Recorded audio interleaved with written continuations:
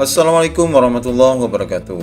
Pada video kali ini saya akan membagikan informasi tentang Peraturan Menteri Pendidikan dan Kebudayaan Republik Indonesia tentang PBDB tahun 2021. Bagi rekan-rekan yang baru menemukan channel ini, pastikan menekan tombol subscribe dan nyalakan lonceng notifikasi agar tidak ketinggalan video-video terbaru dari kami.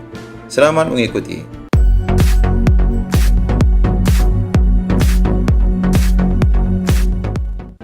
Pada video kali ini kami akan menjelaskan tentang Peraturan Menteri Pendidikan dan Kebudayaan Republik Indonesia Nomor 1 Tahun 2021 tentang penerimaan peserta didik baru pada jenjang taman kanak-kanak, sekolah dasar, sekolah menengah pertama, sekolah menengah atas, dan sekolah SMK.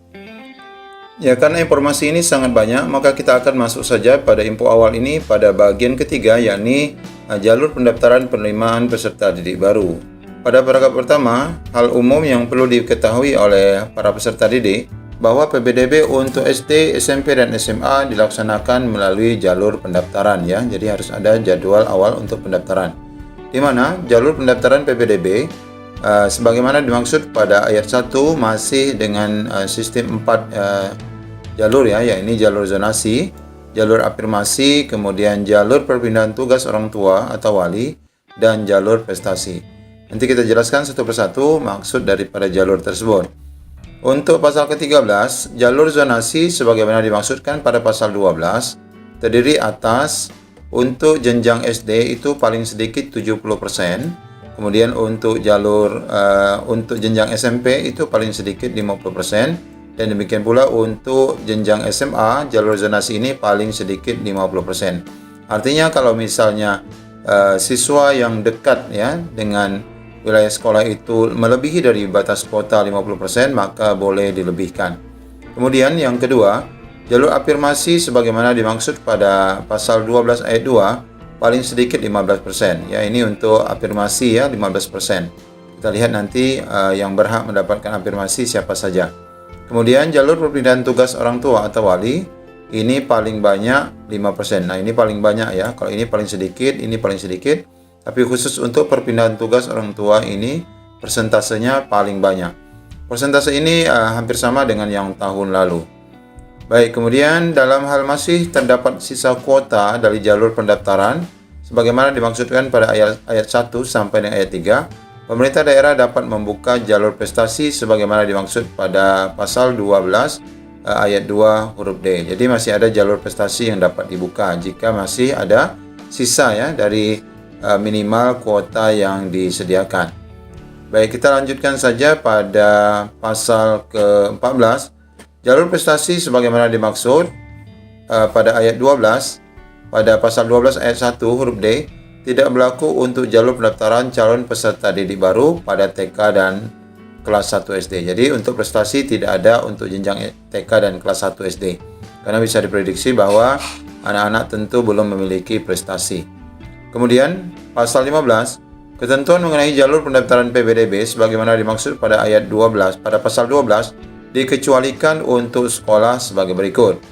Pertama SMK, kemudian Satuan Pendidikan Kerjasama, Sekolah Indonesia di Luar Negeri, dan sekolah yang menyelenggarakan pendidikan khusus.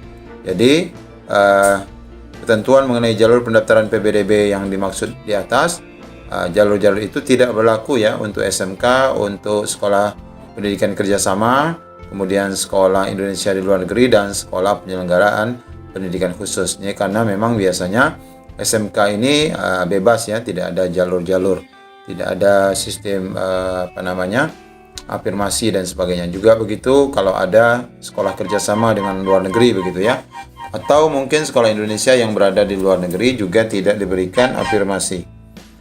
Kemudian kita lanjutkan ke bagian bawah. Sekolah juga yang tidak mendapatkan aturan tersebut adalah sekolah menyelenggarakan pendidikan layanan khusus, sama sekolah berasrama, kemudian sekolah di daerah tertinggal, terdepan, dan terluar. Artinya ini diberikan kebebasan ya bagi sekolah-sekolah ini dengan aturan-aturan yang tetap mengikat. Kemudian yang kedua, pengecualian ketentuan jalur PBDB bagi sekolah sebagaimana dimaksud pada ayat 1 huruf H ditetapkan oleh pemerintah daerah dan dilaporkan kepada pusat. Jadi tetap walaupun nanti ada perubahan-perubahan sesuai dengan kewenangan, bahwa sekolah itu tidak mengikuti 4 ataupun ketentuan zonasi afirmasi itu, tapi tetap melapor kebijakan yang telah dibuat oleh daerah. Kita lanjut saja pada apa itu jalur zonasi ya. Pada pasal 17 paragraf 2 tentang jalur zonasi dijelaskan bahwa PPDB melalui jalur zonasi sebagaimana dimaksud pada pasal 12 ayat 2 huruf A diperuntukkan bagi calon peserta didik baru yang berdomisili ya, ini ingat ya, yang berdomisili dalam wilayah zonasi yang ditetapkan oleh pemerintah daerah. Kalau untuk tahun lalu khususnya kami ya kebetulan di Kepri itu biasanya nanti akan dibagi per wilayah kecamatan ya. Lebih besar kecamatan. Sebelumnya pernah dibagi per wilayah kelurahan, namun dibagi ke per wilayah kecamatan. Jadi tergantung dari luas areanya daerah masing-masing. Kemudian, domisili calon peserta didik sebagaimana dimaksud pada ayat 1 berdasarkan alamat pada kartu keluarga. Nah, ini menjadi acuan bahwa digunakan kartu keluarga yang diterbitkan paling sedikit 1 tahun. Nah, ini tetap ya. Aturan ini tetap masih berlaku bahwa jika ada yang mungkin baru mengurus pindah lalu belum 1 tahun umurnya, maka tidak dapat digunakan untuk pendaftaran jalur zonasi. Kemudian dalam hal kartu keluarga sebagaimana dimaksud pada ayat 2 tidak dimiliki oleh calon peserta didik karena keadaan tertentu, maka dapat diganti dengan surat keterangan domisili. Nah, sampai saat ini di tahun 2021 masih diperbolehkan domisili, namun nanti ini akan diatur kembali oleh Pemda setempat bagaimana teknis pengaturan dari surat keterangan domisili ini.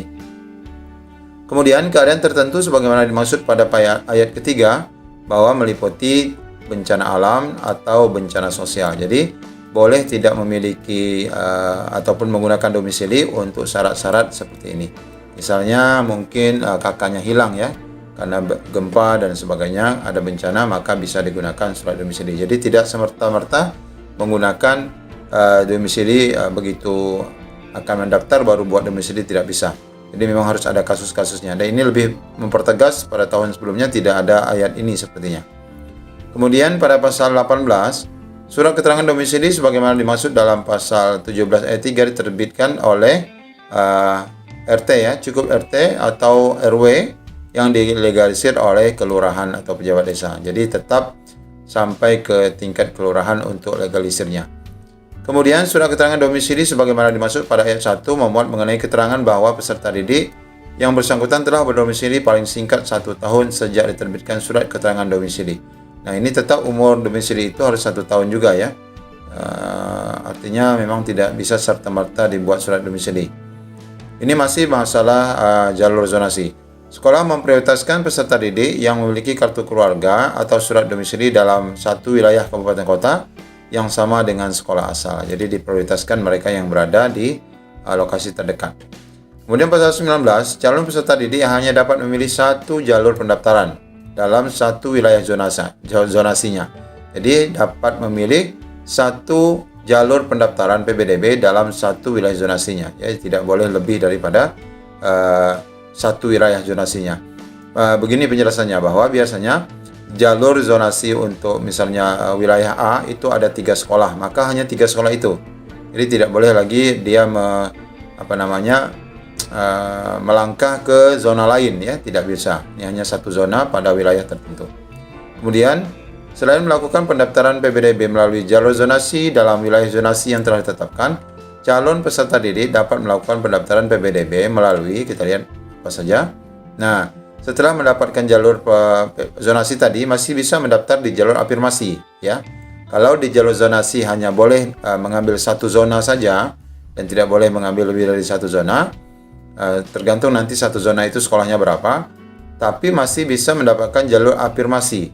Afirmasi itu apa saja nanti kita lihat, dan bisa mendapatkan jalur prestasi. Pasti ini apabila anaknya berprestasi. Jadi setelah mendapatkan atau mendaftar di jalur zonasi, dia masih boleh mendaftar di jalur prestasi. Nah, di antara jalur afirmasi kalau tahun lalu adalah siswa kurang mampu ya, kurang mampu. Kemudian tahun ini ada disabilitas, ditambah ya, disabilitas. Jadi ditambah ada 2 kelompok yang bisa mendapatkan afirmasi ini. Kalau dia memang mungkin penyandang disabilitas, maka dia bisa mendapatkan jalur afirmasi untuk mendaftar lebih lanjut. Kemudian, jadi ini bisa diambil di luar zonasinya ya, di luar zonasinya. Kalau dia berprestasi di dia mengambil zonasi A, lalu dia berkeinginan mengambil sekolah B ataupun sekolah Z yang ada di zonasi lain, maka dia masih bisa. Karena memang ini lintas zonasi khusus untuk prestasi dan afirmasi. Kemudian pasal 20, penetapan wilayah zonasi dilakukan pada setiap jenjang oleh pemerintah daerah. Jadi pengaturan zonasi itu oleh pemerintah daerah. Kemudian penetapan wilayah zonasi sebagaimana dimaksud pada ayat 1 harus memperhatikan sebaran sekolah. Nah ini tadi, dia harus sesuai sekolah apa saja, sekolah mana saja yang terdekat bisa masuk dalam wilayah zonasi tertentu itu. Data sebaran domisili calon peserta didik. Jadi harus lihat juga di mana posisi kedudukan peserta didik. Jangan sampai nanti walaupun dia masuk dalam satu zona, tapi jaraknya terlalu jauh, maka tidak bisa juga diputuskan ia masuk ke dalam zona tertentu. Jadi pembagian sekolah itu harus sesuai betul dengan wilayah tertentu. Kapasitas daya tampung sekolah yang disesuaikan dengan ketersediaan jumlah anak usia sekolah pada jenjang di daerah tersebut. Nah, jadi dilihat juga jumlah siswa yang ada di wilayah itu, apakah memungkinkan dia untuk masuk ke dalam satu zona. Jadi ini pembahasan ini dikhususkan bagi Pemda ya, nanti dalam acuan untuk menentukan pembagian zona. Nah, ini kita lewati saja ya. Kita masuk kepada bagian yang betul-betul nanti ini kembali kepada peserta didik ya. Kita lihat dulu ke bawah. Oke, kita langsung saja ke bagian jalur afirmasi. PBDB melalui jalur afirmasi sebagaimana dimaksud pada pasal 12 ayat 2 diperuntukkan bagi calon peserta didik baru yang berasal dari keluarga kurang mampu, keluarga ekonomi tidak mampu ya, dan penyandang disabilitas. Ini tadi yang kami sebutkan. Kemudian peserta didik yang melalui jalur afirmasi merupakan peserta didik yang berdomisili di dalam dan di luar wilayah zona yang bersangkutan. Nah ini tadi, kalau dia memang mengambil afirmasi, dia boleh melewati daripada zonanya.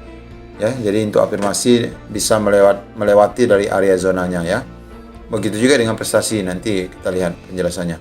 Dalam hal calon peserta didik yang mendaftar melalui jalur afirmasi melampaui jumlah kuota jalur afirmasi yang ditetapkan pemerintah daerah, maka penentuan peserta didik dilakukan dengan memprioritaskan jarak tinggal calon peserta didik yang terdekat. Jadi kalau misalnya nanti kuota khusus afirmasi itu sudah penuh, maka nanti dapat di ranking ya berdasarkan jarak tempuh peserta didik.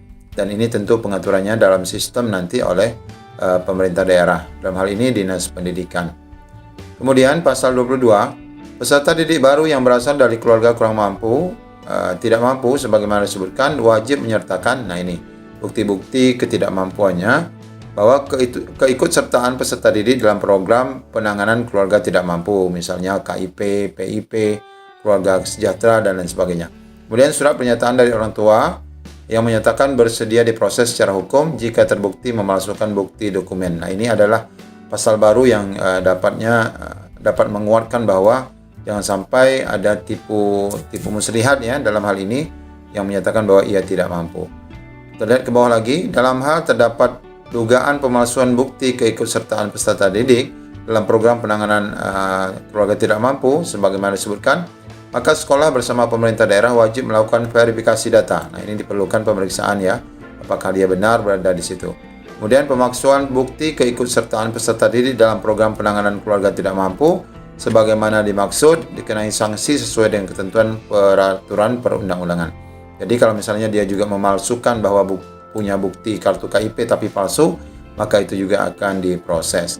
Kemudian yang paragraf 4 adalah jalur perpindahan tugas orang tua. Nah, kita lihat ini. Jalur pendaftaran PBDB yang melalui jalur perpindahan tugas orang tua itu adalah dibuktikan dengan surat penugasan dari pertama instansi terkait atau lembaga tertentu yang dimana ia bekerja, atau kantor atau perusahaan di mana memperkerjakannya. Jadi ada surat yang dilampirkan.